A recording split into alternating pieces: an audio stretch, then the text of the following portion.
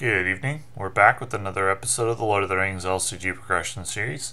And tonight we're going to be talking about the Aldburg Plot Adventure Pack cards. It's the first adventure pack of the Oaths of Rohirrim cycle from the player committee along extended party. So let's take a look. For the first hero, we've got a hero version of Fatty Bolger, a lore version of Fatty Bolger. We've seen a spirit version that I have never played before. 7 threat, 1/1/2, 3 health. Setup, reduce your threat by 2. So he's a 5 threat hero, which is tied with Glorfindel for second lowest. Smeagol is lower, but not a real serious hero. Smeagol is. So Fatty Bolger's tied for lowest threat hero, I'd say, of the serious options. Response, raise your threat by 4 and exhaust Fatty Bolger to cancel a non-unique enemy card just revealed from the encounter deck and add it to the victory display once per game for the group. So in exchange for not so good stats, you can, at the time of your choice, cancel a non-unique enemy card just revealed, which would move him up to a 9 threat hero. That's a really strong ability. Is it worth not having very good stats? The low threat is very good too. I think you could play this hero as part of a Bond of Friendship deck. As your 4th hero, you could generate your resources from the lore sphere and enable you to play a higher threat hero from one of your other spheres than you normally would be able to play. That seems like a very good role for him. And then at the right time, you can take out an enemy. If you played him with Tactics Eowyn, that's 2 options. You have 2 good options for taking out big enemies at different points in the game. Eowyn could be used on unique enemies, and Fatty could be used on non-unique. I think this is a good hero. Not a good hero in every deck, but certainly in some decks he will make sense. I don't know if how he would be in a non-Hobbit 3 hero deck, because of you'll be weak on willpower early, and that'll make questing difficult.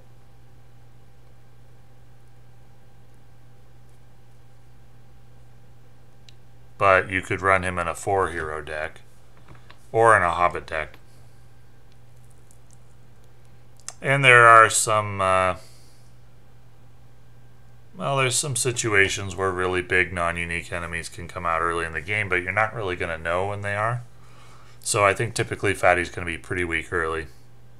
And that could be a problem in True Solo, because True Solo needs to be strong early usually. So I don't think Fatty is a card that works in every deck, but he is a card that's going to work in some decks, due to his low threat and his ability, which is going to be extremely useful, even game saving in some situations. Widvast, 10 threat, 2/1/2, 3 health, Woodman Scout hero. Search your collection for a creature ally and add it to your hand. For the first round, reduce its cost by 2. Travel action, if there's 1 active location, spend 1 resource from Widvast's pool to travel to another location. Resolving its travel effect, there are now 2 active locations. One final note on Fatty Bolger, there are some cards which can have an effect once you've got an enemy in the victory display, and one thing I like about Fatty is that you're not just discarding a non-unique enemy, you're adding it to the victory display, which can then buff your cards like Raw Seal, or what are the other cards, like Keena's Lances, that type of thing. I think it came out around all those cards that get buffed by the victory display cards came out around the same time as that. So that could be good too. That enable that deck to be more playable. But Widvast, we search for a creature ally and add to your hand. For the first round, reduce its cost by 2, and you can have 2 active locations. How good is it to have 2 active locations? It can help you with location lock for sure.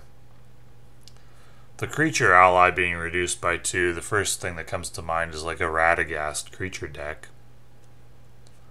This could be good in that deck. That ability would be good, starting out with a creature in your hand.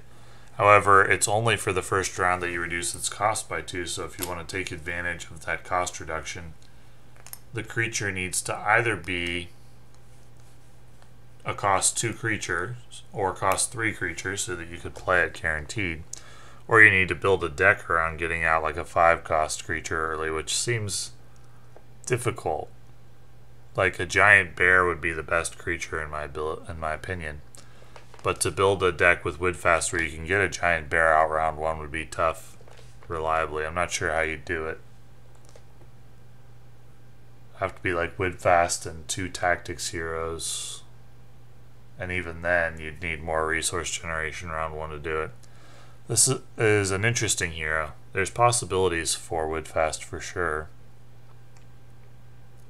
The ability to have 2 active locations is great. I like that.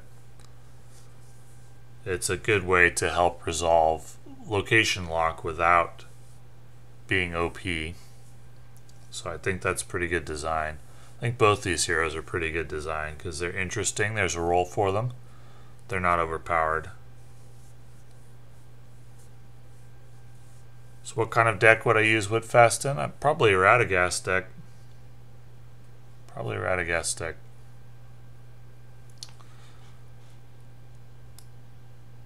Can make that deck a little more reliable.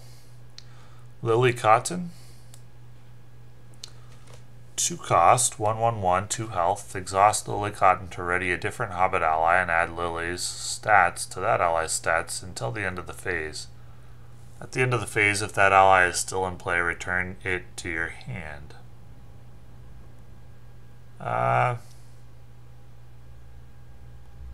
Well, typically returning an ally to your hand would be a bad thing because then you have to pay to play it again. Unless it has a beneficial effect when it enters play, but this only works on a Hobbit ally and they don't typically have beneficial effects when they enter play.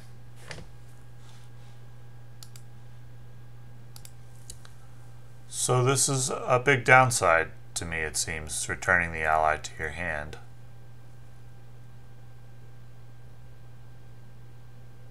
In exchange for a stats buff, but you have to exhaust her to take advantage of it. Interesting. A lesson in caution. 1 cost, secrecy 1, so it could be free if you're secrecy. Draw 1 card, then either reduce your threat by 2 or the next card you play this phase gains secrecy 1.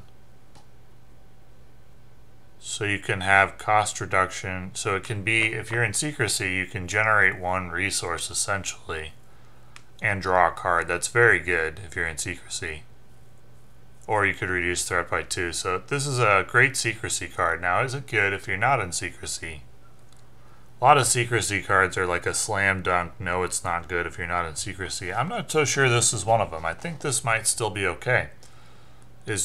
So for 1 cost, well, let's compare it to like Elrond's Council, which reduces threat by 3 or 4 possibly if you're questing, if you can make use of the willpower, for 0 cost. So for 1 cost, you get half of that threat reduction, 2, and you can replace it by drawing a card. This may have a use even outside secrecy decks. That's not a bad effect. I don't typically like one-time effects unless they help me to generate resources or draw. And this does help with that, or generate resources or get allies on the board. This does help with the resource generation if it's secrecy. I think it's a very good card in secrecy. Outside of secrecy, it's not terrible. I don't think I would typically play it outside of a secrecy deck, but in a secrecy deck, yeah, I like this card a lot.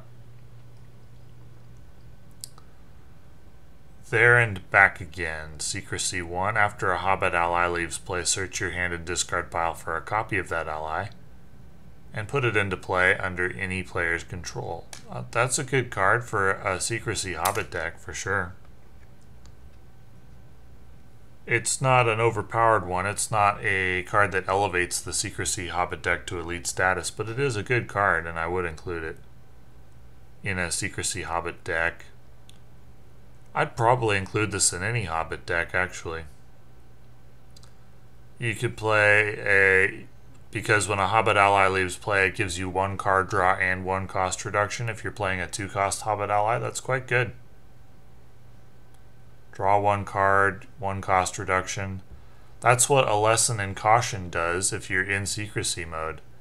And There and Back Again does that outside of Secrecy mode even, and it's even better in Secrecy mode. So this is an even better card than a Lesson in Caution. Outside of Secrecy, it is as good as a Lesson in Caution is inside of Secrecy. So I'd play There and Back Again in any Hobbit deck, I think. Buckland Sheriff. 3-cost, 1/2/0, 2 health. Devoted. So in a Hobbit deck, it doesn't need Resource Match. After an enemy that shares a trait with an enemy in the victory display is added to the staging area, spend 1 resource to put Buckland Sheriff into play from your hand under your control.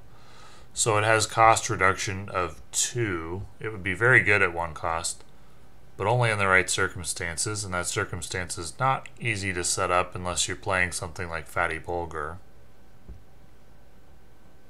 With Fatty Bulgur, you could set up this card much easier to get the cost reduction. So that is interesting, and that is a good card if you're playing Fatty Bulgur, I think. I would play this in any deck where I was playing Fatty Bulgur.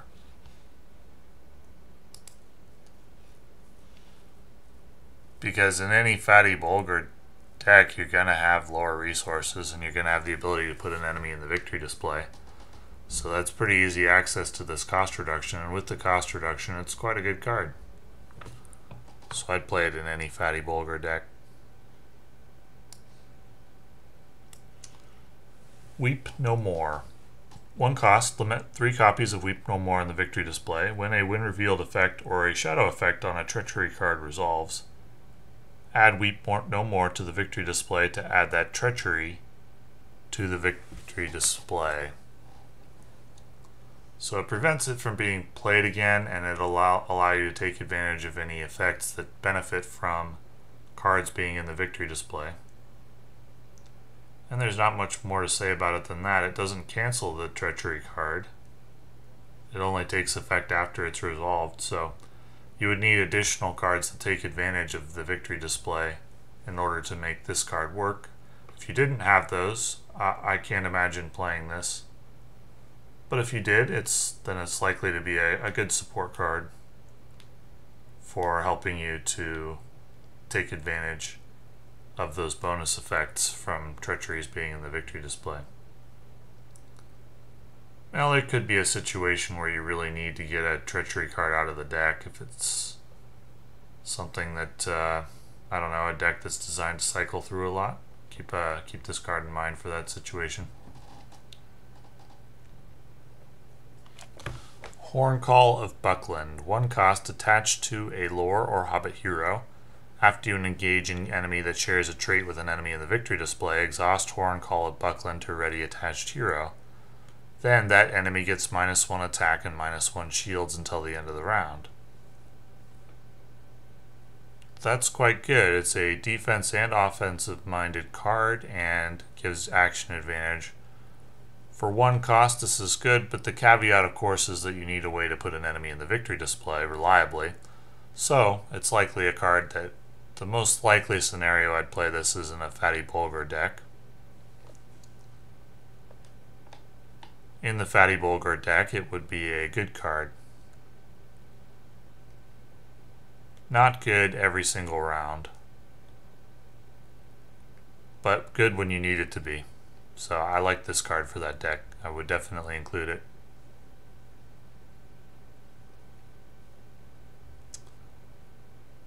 Young Tom. 1 cost, 1/1/0/1.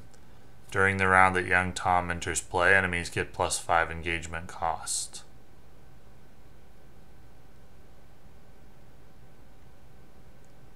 Well, he provides stats that are adequate for his cost.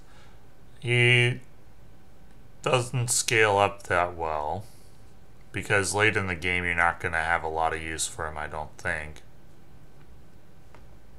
Enemies getting +5 engagement cost is something that is rarely going to be vital, but will from time to time. Most of the time you're playing this card for its stats, and its stats are fine for the cost. It helps cover up some early game weakness, but is not going to be very good in the late game, so the situation in which I would play this card is if I needed to cover early game weakness for a deck. More specifically, perhaps a Hobbit deck, but really it could be used in any deck to cover early game weakness.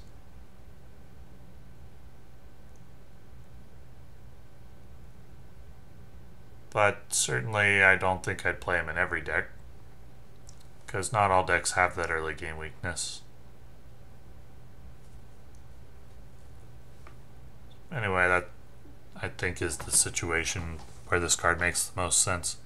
The ability I'm not putting much stock in because it's rarely vital to do +5 engagement cost for enemies, but it can make a difference from time to time.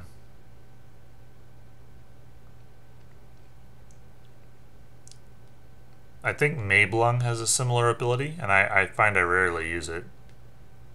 The +5 engagement cost, he also has an ability to move an enemy around, and I find I rarely use it. I'm usually playing that card for its stats. Gavin, 2 cost 1/1/01. He is a creature and a scout. He's not an eagle. He looks like an eagle. Well, maybe he's not. Cannot have attachments. After resolving the staging of an encounter card without Surge, exhaust Gavin to give that card Surge and add 1 resource to the pool of a scout hero you control. If the next encounter card revealed is not a location, discard it without resolving its effects. Okay, so you have him ready. You don't quest with him. An encounter card comes out. You can give that card Surge, and possibly you're going to be adding another location to the staging area, and possibly not. And either way, you're getting 1 resource for a scout. I don't think that the downside is worth the upside. First of all, you have to use an action on that, so you're not getting anything out of his stats. I'm curious why this card isn't an eagle card. It cannot have attachments like an eagle. Is that... I guess perspective is tricky, right? Is that bird not an eagle? Anyway, I don't think that the downside really... I think the downside outweighs the upside in most situations for Gavin. I'm hard-pressed to think of a situation where I would want to play him. Now he's a 2-cost creature, and that could be played with Woodfast on turn 1 for free, and then thereafter you could use him to generate resources, but with a big risk, because typically early in the game adding a location to the staging area is going to be pretty bad for you. It may even make the difference between questing successfully and not, or even getting location lock. Now Woodfast does help with location lock, so I guess Gavin makes the most sense in combination with Woodfast. Is it good with Woodfast? I mean, it depends on how lucky you get. You could certainly run into problems if you got unlucky with this card multiple turns in a row. Could be a pretty frustrating card to play. Could be pretty good though, just generating resources for you without any problems if you played it with Woodfast. So, how lucky are you feeling?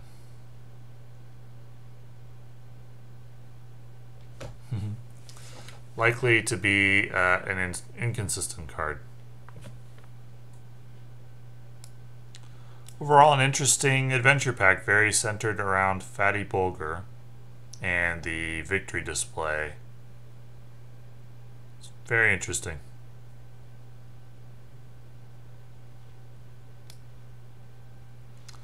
So, thanks for watching.